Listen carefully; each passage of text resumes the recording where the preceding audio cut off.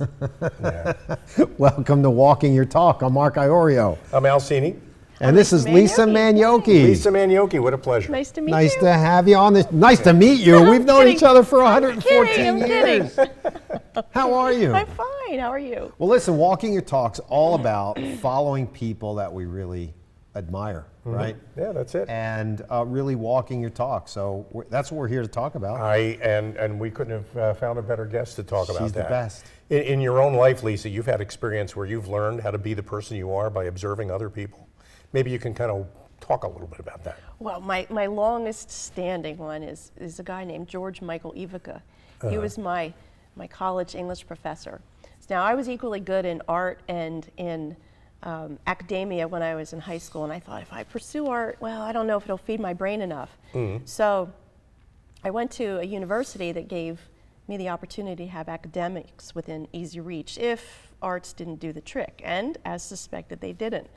So at the end of my freshman year, I went to the head of the English department and asked the director if he could recommend an instructor who would make my brain sweat. Make my brain And he sweat. said, have I got the man for you? I did. Wow. And that was George. George Michael Ivica, who was also known as the grandfather of all JFK assassination research. Conspiracy theory? Yes. Type? Okay. But he taught a class called Comedy and Literature. Now, I had no interest in literature, but I wanted to work. So it was a senior level class. He waived all the entry requirements, and I took that class.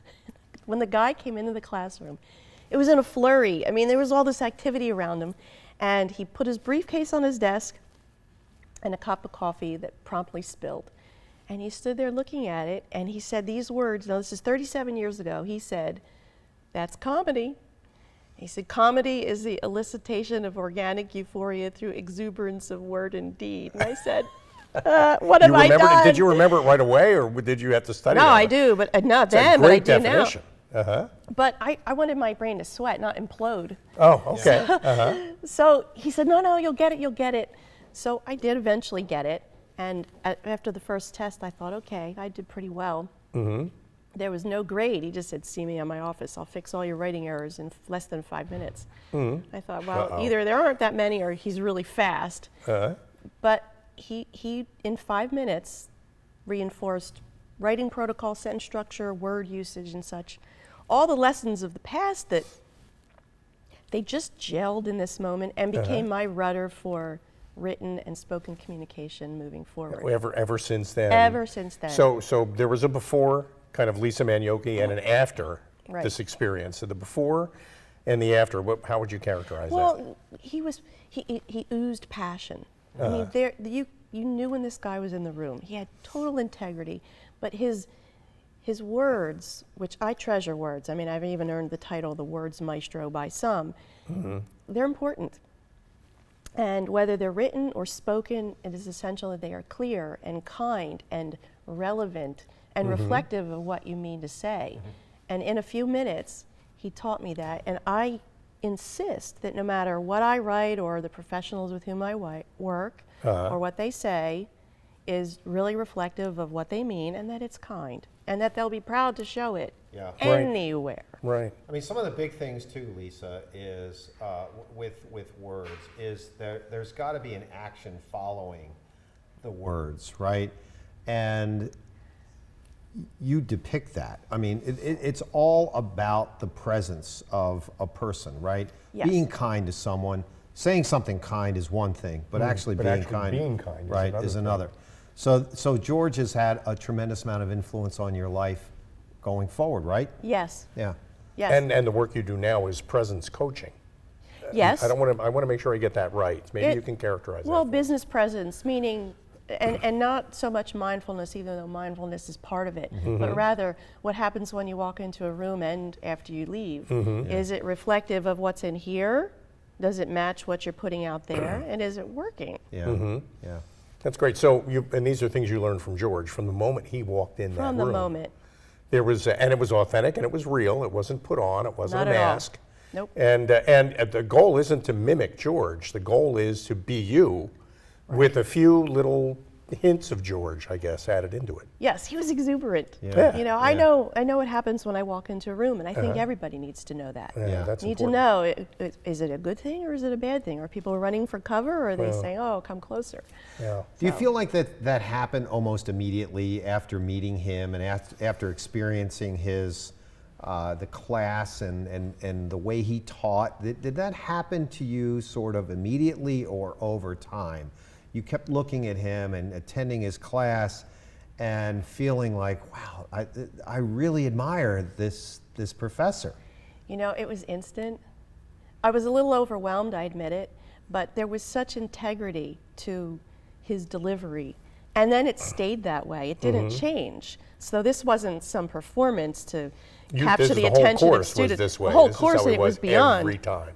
Right. I even took the sequel, Tragedy and Literature. Oh, no kidding. Not because I cared about literature, but I liked being his student. And what's really nice is that at the end of the year, he was nominated to become Teacher of the Year, and he could select a student to advocate on his behalf, and he chose me to do it. Oh, no kidding. Oh, That's wow. great. That's So I got the privilege of returning that favor to him, which Yeah. was pretty remarkable. You know, you're really identifying a very important part, a very important aspect of any role model, and that is, it's certainly the way they behave, but there's a thing that they love, whatever that might be.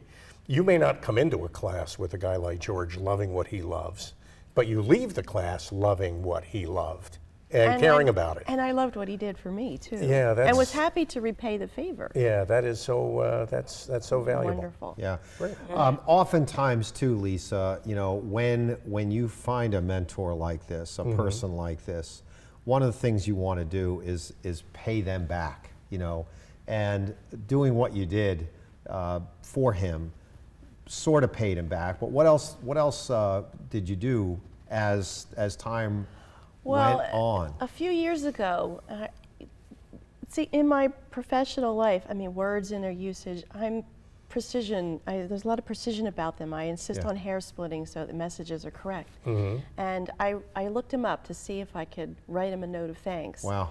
And it turned out he'd passed away. So I tracked down his wife, and Yeah. I wrote to her on his behalf. Oh, that's and she wonderful. responded. She Oh, did? really? That's She great. did. Yeah, that must have Yep. been. I mean, in a way, he may have passed away, but he lives on, and all the people he inspired the way he did. Definitely does. Yeah. So that's really a. It's a Interesting remarkable tribute. story, and you know what's also interesting. Al and I talked about this last week. You know, I had a role model, a mentor in my work life, and I'm sure you have as well, Al. Not just personal, but people that inspired us to do things, you know, in our business world or business life or whatever. And there are other people that he touched as well, and I'm wondering whether or not you know of people within the classroom setting that George had probably inspired the way he inspired you. Well, I don't know any, I mean, this was back in 1982, so I don't know any of the other students. However, at his passing, all of the articles that were written about him not only listed that he'd passed, but they paid great tribute to him and his teachings and the work that he did. So it was much more than just, oh, sorry, you're gone. I mean, it was a real honorarium that was delivered in a number of places. So his reputation as being an impactful mentor to many, So much more than just 3 credits, you know, which is Definitely. what most college classes are for the credit. Right. But every now and then you encounter a teacher who loves what they're teaching so much that you fall in love with it too. And I had an English high school teacher who convinced me that the Cliff Notes were not the way to go. And, you know, actually got me to fall in love with reading the whole thing and not just coming up with a paper at the end of the class to get the credit for it.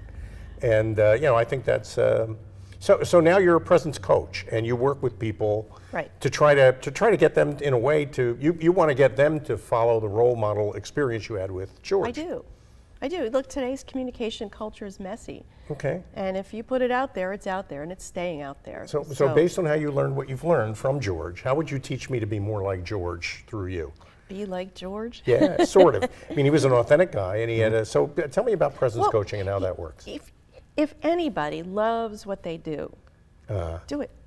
Yeah. No matter what, do it. And because if you don't, then that disconnect, people are going to feel that there's some inconsistency or that there's something that's not quite aligned. So the point of if your heart says, I want to do that versus that, then do what your heart says. You know, I mean, I got a lot of people when I was going to pursue art who said, you'll be a starving artist. I never starved. You know, be a doctor. You have the grades for it. But I didn't want to do that. Yeah. So passion, whatever you're passionate about, pay it homage and use it. No. Because then it becomes much easier to be who you are and then to find the people who enjoy who you are just because of who you are, not because you've worn a great suit or have a nice hairdo. Yeah. There's integrity from the inside out. Yeah, that level of authenticity is so important, and It is. you know what you're talking about today, Lisa, is that what George inspired in you, you're passing on to others, and that's really what we talk about here on Walking Your Talk. It's about that. It's I mean, it really is. it's paying it forward from someone who really had an enormous impact on your life, and now you've touched so many other lives as a result of that. So he lives on inside of you, and you know, could live on in your kids and people you've worked with. Yeah. I mean, Well, for, he does, because when it comes to expressing my kids, I was in their social media when they were younger. Yeah. If I saw something I didn't like, it went, or Right. they learned, don't do this. I correct professionals who are Yeah. putting things out there that Yeah. shouldn't. yeah. There's a technical term for that, social evolution, us learning from each other and evolving as a result Absolutely, of that. yeah. That technical term kind of destroys the essence of it, though. It's really about loving what you do and expressing that love in a way that other people can observe. Yep. And paying homage to the people that had taught you already. It's in your not past. forgetting where you got it. Yeah. Right. True. Well, it's been a great episode. Al, always- thank you. always fun. Lisa, you've been As awesome. always. Thanks so much, Lisa. Great talking with you. We are going to be here next week on Walking Your Talk. Our friend Al's going to be away, but I'll be back the week after that. every single week we talk about what we talked about today, and that is The power of role models and leadership by example. It's so critical. paying homage to people that have influenced and impacted your lives. in And the paying past. it forward to other people you can help the Yep. same way. Yep. Great. We'll see you next week on Walking Your Talk, everyone. Have a wonderful week. I'm Mark Iorio Alcini? and Lisa Manyoky. Have a wonderful week. We'll see you next week.